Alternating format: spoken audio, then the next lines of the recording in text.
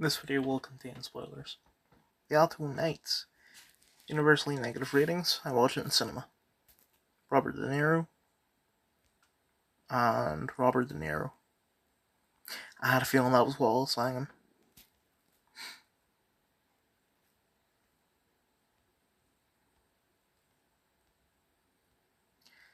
I don't like it when films will hire an actor to play two different roles.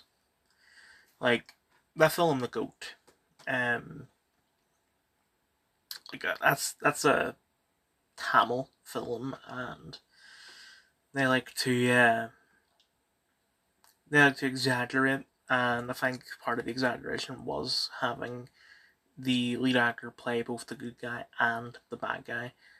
I feel like having an actor do a dual role, you need to have a reason for it. Otherwise, it just feels like you're only doing it so that you don't need to hire another actor.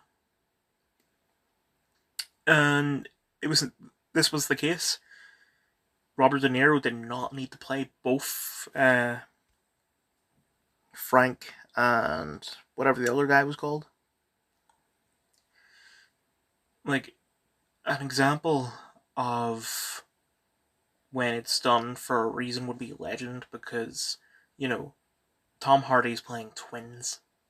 Like identical twins. So it wouldn't really sit right if they got an actor that wasn't related to Tom Hardy to play the other Cray brother.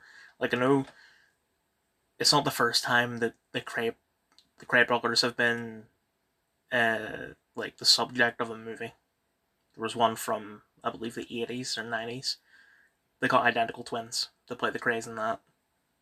But for Legend, they just got Tom Hardy to do a dual role. It made sense. It was fine. But there was no reason for it. And the character, I know it's based on a true story, but I always end up calling them characters. The other guy that Robert De Niro plays, the one that isn't Frank, I forget his name. It was weird. Like, I don't know what it is. There's something about him that anytime he's anytime he was on screen, he looked weird. Anytime he spoke, he sounded weird. For the looks, I think it's just they couldn't, like, I don't know how old the guy was at the time that the film takes place, but Robert De Niro is a man who is 83 years old. I'm assuming that the person that he plays is probably 10 or 20 years younger. They did not de-age him well. Like, the Irishman, they de-aged him well. But for this, they didn't. And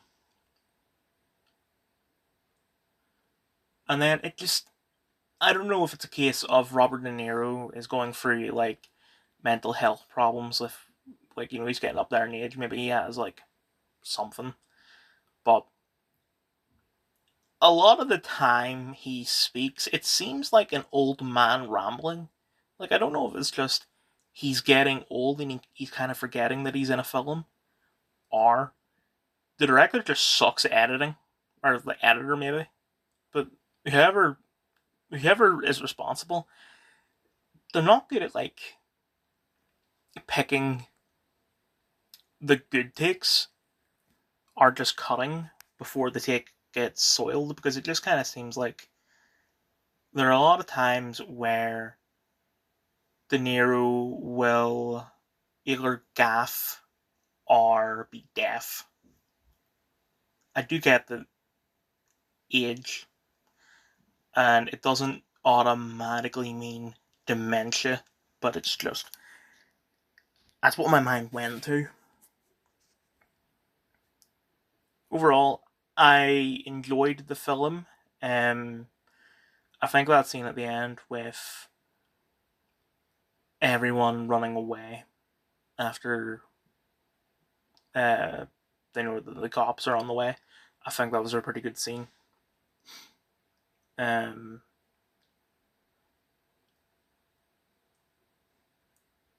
I don't really have much else to say about the rest of the film. It was all right. It was wanting to be a Scorsese movie, but I don't think Martin Scorsese was involved in this at all. Low, universally negative ratings. I watched it in cinema. There is no cast. It is a silent film. Then, when I say it's a silent film, what I mean is there's no dialogue. I shouldn't have said it's a silent film. I had heard of this before the Oscars. I follow a lot of cinephile pages on Instagram, and one of them posted a couple of memes about this film. One of them was, you know, that meme where the woman, like a woman is crying, and another woman's like, "Oh, do men even have emotion?" And then it's like, "Man, when the cat falls off the boat in Flow." I gotta agree. Yeah. Um, and also there was another one that was basically just, I don't remember what the meme was, but the meme, like the point of it was to say this deserves to win the award. As great as Wild Robot is, Flow is much better, which I also agree with. When it started, I kind of thought, okay, the animation looks a bit weird. It kind of looks like a video game, and I thought, hey, this could be like Stray, the game or the movie. I mean, but I was just joking when I thought that. This is Stray, the movie. Like they, I'm not just saying that because it's about a cat. Like the post-apocalyptic, what were like hints that they show in the film. Um, it is, it's a bit similar to Stray. Um, but I like that. I think Stray was an amazing game. I really love it. So, and this was a great movie in my opinion. Although, just two wee things. The first song that plays, maybe it's because the last thing they played ad wise was the Minecraft trailer, but the first song they play in this film kind of reminds me of, excuse me, of Minecraft. And also, I think there was an animation error, but I'm not too sure. One of the animals is a.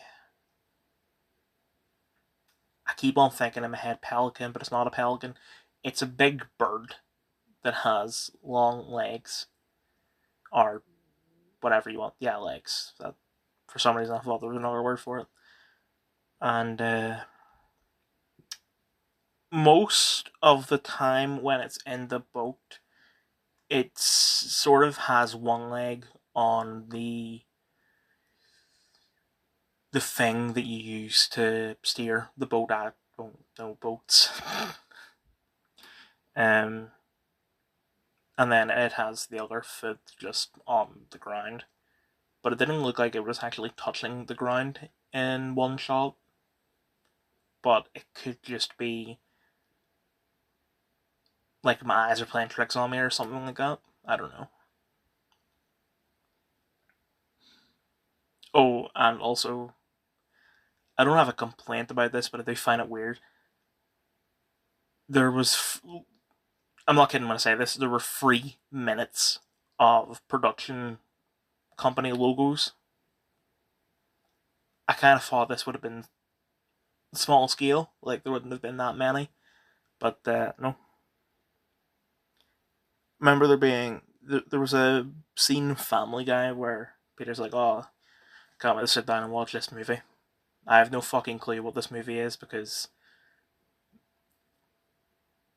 that's just what happens when writers write about watching movies and shows and shit. They're like, "Oh, I don't know what this is. I'm just gonna watch it." But then,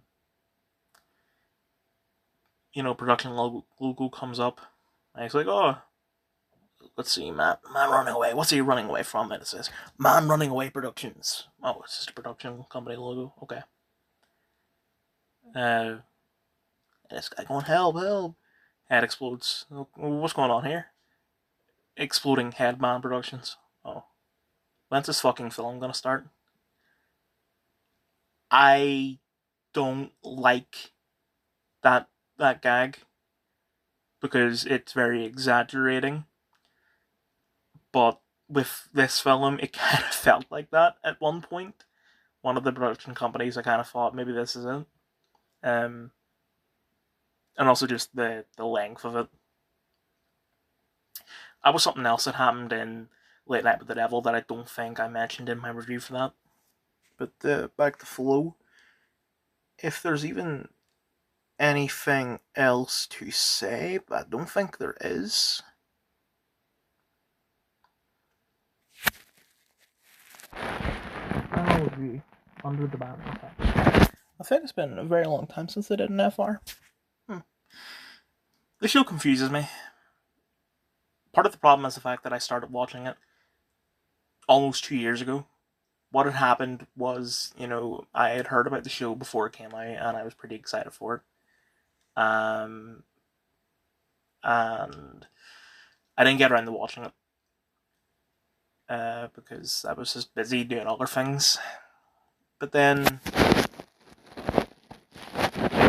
about a year after it aired, I heard that it was going to be removed from Disney, which is weird because Disney usually don't remove things that they have.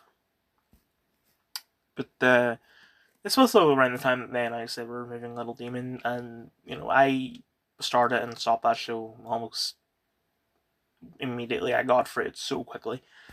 This, I watched the first episode and I thought, okay, yeah, it's good. I did my review. And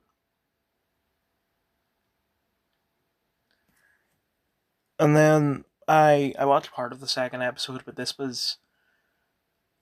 I was at my grandma's house and I was watching that while he was out doing something, and then he came back and we were watching whatever we were watching at the time, probably NCIS. I never got around to finishing the show until now. The show was never removed from Disney, so it was fine. And even if it was, they put on ITV, so I was safe. But I finally got around to watching it. Even watching 6 episodes back to back, it still confuses me. I can't tell who is who. The majority of people look the same to me. The only people that I look at them and I recognize them is Andrew Garfield and Wyatt Russell. That is it. Speaking of Wyatt Russell, there's something about his voice, like his accent in this film, or in this show, that it just sounds nice to me. I like hearing him.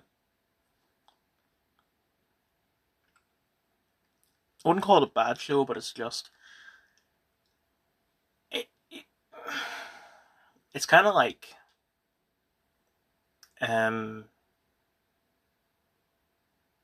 Blackbird, where it didn't really need to be a show. It could have just been a film, because if you were to trim the fat out of this, it would have been feature length.